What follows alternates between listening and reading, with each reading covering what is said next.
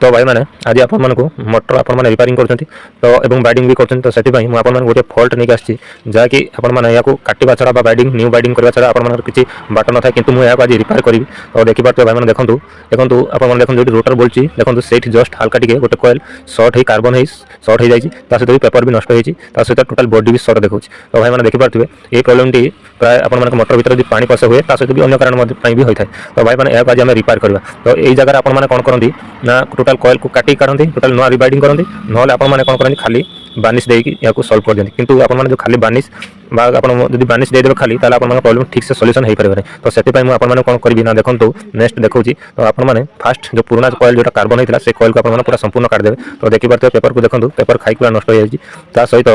मु आपण मन को देखे दउची देखंतु यार जो कार्बन हबार मेन प्रॉब्लम रोची देखंतु ए जो तार जो दिया जायछि ता भीतर जो तार जो पस्टी देखंतु कार्बन हे कि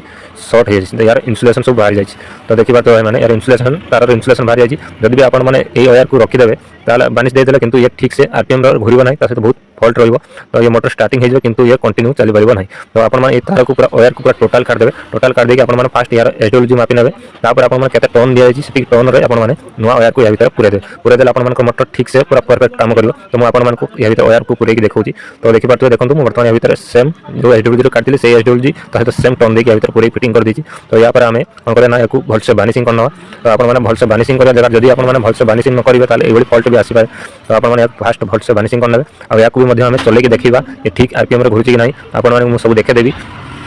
तो भाई माने